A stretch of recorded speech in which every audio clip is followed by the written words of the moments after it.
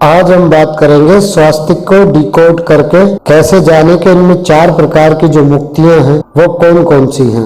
तो इन 4 प्रकार की मुक्तियां और इसके अंदर जो 4 बिंदी बताई जाती हैं और 4 कोने हैं, तो इनमें क्या रहस्य छुपा है। अगर हम इसको डिकोड करते हैं तो हमको पता चलता है कि 4 प्रकार की मुक्तियां हमको किस प्रकार से मिलती हैं। वो हमको ये स्वास्तिक, सबसे बड़ी जो गलती करते हैं, सत्या में 4 लाइनें पहले खींचनी होती हैं, 2 इस साइड में और 2 इस साइड में। अब ये 4 लाइनों में पहली लाइन जो खींचनी होती है वो इस तरफ खींचेंगे अपने लेफ्ट की तरफ, जिसको हम कहेंगे रिद्धि, और दूसरी लाइन जो हम खींचेंगे उसको हम कहेंगे सिद्धि। ये गणेश जी की पत्नियां हैं जिनसे उनका विवाह हुआ था, तो गणेश जी शुभता के प्रतीक है, इसलिए रिद्धि और सिद्धि आपको मिले तो 2 लाइनें आपको ये बनानी होती हैं।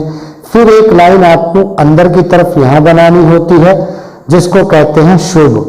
फिर दूसरी लाइन जो सिद्धि है उसके बगल में आपको बनानी है जिसको हम कहते हैं लाभ। तो यहाँ गणेश जी के दोनों पुत्र आ जाते हैं, शुभ और लाभ, रिद्धि और सिद्धि। तो ये बनाने का तरीका है, सबसे प्रथम आपको यही लिखना है। उसके बाद आप एक केंद्र में बिंदु समझेंगे, तब आप स्वास्तिक की शुरुआत करेंगे। तो पहले हम एक बिंदु लेते हैं जिसको हम कहेंगे ब्रह्मांड। तो पहली लाइन जो आती है इस ब्रह्मांड तक, उसको हम कहते हैं धर्म। दूसरी लाइन आती है इस ब्रह्मांड तक, वो आएगी अर्थ की, यानी बीच से आपको शुरू नहीं करना है। जब भी हम सत्या बनाते हैं और ओरिजिनल तरीके से बनाना है तो हमको इधर से लेकर के इधर तक बनाना है। तीसरी लाइन आती है वो आती है काम की, तो तीसरी लाइन काम की हो गई। चौथी लाइन जो आती है वो जुड़ती है मोक्ष की। इस तरह से 4 लाइनें इसकी जुड़ती हैं, धर्म, अर्थ, काम, मोक्ष, ये 4 चीजें आपकी जुड़ जाती हैं।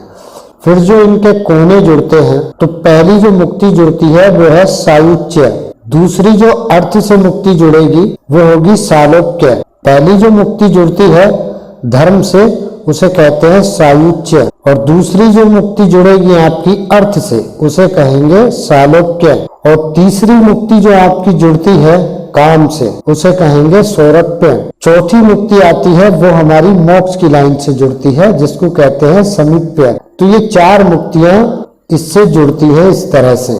अब ये 4 मुक्ति जुड़ने के बाद फिर आता है मन, उसके बाद आती है बुद्धि, उसके बाद तीसरे नंबर पर आता है चित्त, चौथे नंबर पर आता है अहंकार।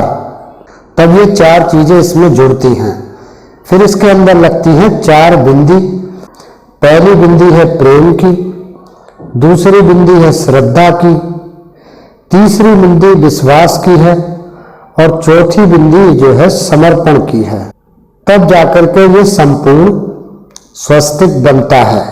अब ये काम कैसे करता है, ये एक यंत्र की तरह से काम करता है, और ये हमको बताता है कि कौन सी मुक्ति हमको किस प्रकार से मिल सकती है। अब ये 4 मुक्ति हो गई, और ये 4 चीजें हो गई, मन, बुद्धि, चित्त, अहंकार। अब जो इसकी बीच की लाइनें धर्म, अर्थ, काम, मोक्ष जो हमने बताई हैं, तो जब आदमी के साथ धर्म जुड़ जाता है, बचपन में वो थोड़ा बहुत पूजा पाठ करता है या संतों की सेवा करता है या कोई नाम जप वगैरह करता है, धार्मिक प्रवृत्ति जब वो रखता है, तब वो या तो सन्यासी बनता है, तो भिक्षा मांगकर अर्थ की व्यवस्था करता है, खाने पीने की, धन की, या कमा करके अर्थ जमा करता है। फिर वो अपनी कामनाओं की पूर्ति करता है। तो शुरू से जब उसका चालू रहता है, पूजा पाठ चालू रहती है, क्योंकि धर्म पहले ही जुड़ गया है, तो कामना पूर्ति करता है। फिर वो अपने जब तक को बढ़ा करके मोक्ष के मार्ग पर चला जाता है। तो इस तरह से ये क्रम पूरा होता है। जो आदमी अधर्मी होता है, वो हत्यारा, डाकू, लुटेरा बनता है, तो वो बीच में ही उसका क्रम टूट जाता है। उसे मोक्ष क्या मिलेगा, या तो वो मारा जाएगा किसी की वजह से, या उसकी कोई हत्या कर देगा। इसलिए धर्म का शुरू से जुड़ना जरूरी है, तभी ये क्रम पूरा होता है, धर्म, अर्थ, काम, मोक्ष। अब जो मैंने ये 4 मुक्तियां बताई हैं, तो पहली मुक्ति पर आते हैं सायुज्य। इसमें क्या होता है कि कोई आदमी जब श्रद्धावान बन जाता है तो तो वो ज़्यादा बुद्धि अगर लगाता है, गणित लगाता है, तो उसका खत्म हो जाता है। और श्रद्धा पैदा होते ही उसके अंदर का जब गणित खत्म हो जाता है, श्रद्धा अपार हो जाती है, तब उसे मिलती है साहित्य की मुक्ति। यानी भक्त भगवान में लीन होकर आनंद की, अपार आनंद की अनुभूति करता है। उसे फिर दुख सुख कुछ पता नहीं चलता, वो अपना मस्त रहता है। दूसरे नंबर पर आते हैं जो अर्थ की लाइन से जुड़ी है, सालोक्य यानी मुक्ति।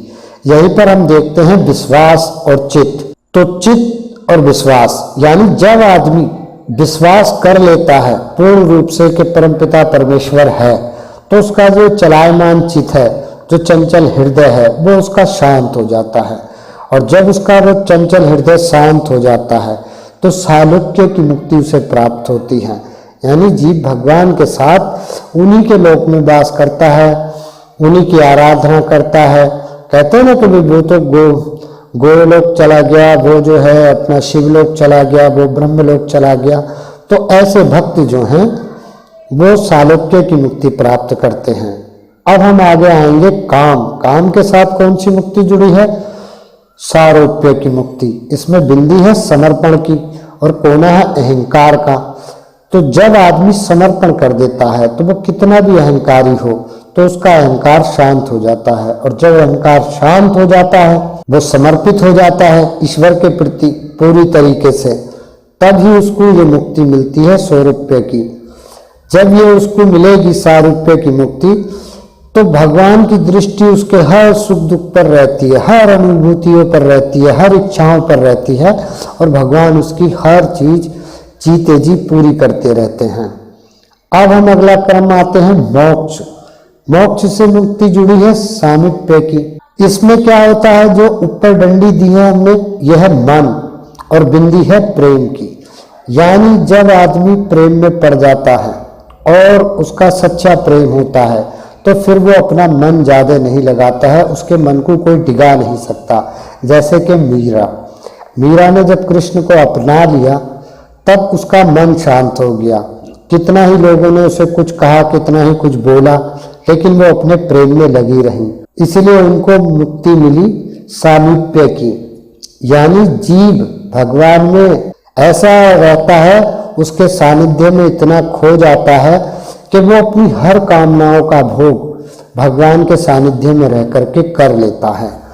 तो अगर हम इस पूरे को डिकोड करते हैं तो इसकी ये कैलकुलेशन बनती है। मेरा बताने का कारण यही है कि हमारा जो सनातन धर्म है, उसके अंदर हमारे यहाँ कोई एक चीज भी है तो उसका बहुत बड़ा रीजन है। अब चक्कर क्या है कि हम लोग बना लेते हैं चीजें, उसके पीछे का गणित हमको पता नहीं है, और हम चीजों को नकार देते हैं कि सनातन धर्म तो ऐसा ही है। तो जब हमारे सनातन धर्म में एक केवल स्वास्तिक के अंदर इतना गणित छुपा है, तो आप लगा लीजिए कि किसी और संप्रदाय से तो सनातन धर्म की तुलना हो ही नहीं सकती। तो ये आज हमने स्वास्तिक को डिकोड किया है। आने वाले समय में मैं आपको यंत्र वगैरह की डिकोडिंग बताऊंगा किस तरह से करते हैं। तो 4 प्रकार की मुक्ति हमको इस स्वास्तिक में प्राप्त होती है। ये चारों मुक्ति मैंने आपको बता दी है और इसके बनाने का तरीका भी आपको बता दिया है। अब जब भी आप स्वास्तिक बनाएं तो इसी प्रक्रिया से बनाएंगे तो आपको पुण्य प्राप्त होगा स्वास्तिक का संपूर्ण। अन्यथा बस ये ऐसे ही है जैसे कि किसी बच्चे ने लाइनें खींच दी और आपने खींच दी, यानी आप में और बच्चे में फिर कोई फर्क नहीं है। आप कोई मुझसे ये ना पूछे कि शास्त्र में है, क्योंकि शास्त्र में सिर्फ ये बिंदी और मुक्ति वगैरह लिखा हुआ है, लेकिन ये काम कैसे करता है ये मेरी अपनी कैलकुलेशन है। तो ये किसी शास्त्र में नहीं है, तो मैं इसके लिए बताने में असमर्थ हूँ। ये तो बस जो भगवान शिव के द्वारा ज्ञान प्राप्त हुआ उसी के आधार पर मैंने आपको ये डिकोड करके बताया। तो ये थी स्वास्तिक की डिकोडिंग। ओम नमः शिवाय। ओम नमस्कार दोस्तों, मेरा नाम राजशेखर, छत्तीसगढ़ भिलाई से, और मैंने जीरो सूत्र से 1 साल से जुड़ा हूँ। और इस 1 साल का जो भी मेरा जीरो सूत्र के साथ जो अनुभव रहा है, बहुत ही ज्ञानवर्धक और बहुत ही अच्छा रहा है। और जीरो सूत्र में जो भी हमें मंत्र दिया जाता है वो बहुत ही सरल विधि से लोग उसको कर सकते हैं और उसका फ़ायदा उठा सकते हैं। हमने किया है, हमने जो भी फ़ायदा हुआ वो हम जानते हैं। और हम जब तक भी रहेंगे तब तक जीरो सूत्र से जुड़ के कुछ अच्छे और चीज़ों को जानकारी हम लेते रहेंगे। हर हर महादेव। तो जिन लोगों को ध्यान वगैरह समझ में नहीं आता है और वो कोई भी साधनाएं करना चाहते हैं और उनकी सफल नहीं होती हैं, प्रत्यक्षीकरण नहीं होता है, तो वो मेरे इस ऑनलाइन कोर्स में जुड़ सकते हैं। एक ही बार की वन टाइम फीस है और कोई फीस नहीं देनी होती है। आप चाहे टेलीकाइनेसिस करो, कुंडली जागरण करो, मेडिटेशन सीखो, कुछ भी सीख सकते हो। तो मुझे रात को 8 से 11 के बीच आप कॉल करके मेरे कोर्स में जुड़ सकते हैं। यदि आप चाहते हैं कि सनातन धर्म का प्रचार हो और लोग ज़्यादा से ज़्यादा जानें, तो आप ये वीडियो मेरे चैनल की जो भी मैं डालता हूँ, बहुत मेहनत के बाद आप लोगों के लिए लाता हूँ, तो आप लोगों को शेयर करके उनको ज़्यादा से ज़्यादा जागरूक कर सकते हो। ये पुण्य का काम आप कर सकते हो, क्योंकि ज्ञान बांटने से ही बढ़ता है और ज्ञान देने वाला हमेशा पुण्य आत्मा कहलाता है। तो हमसे जुड़े रहिएगा। प्रणाम।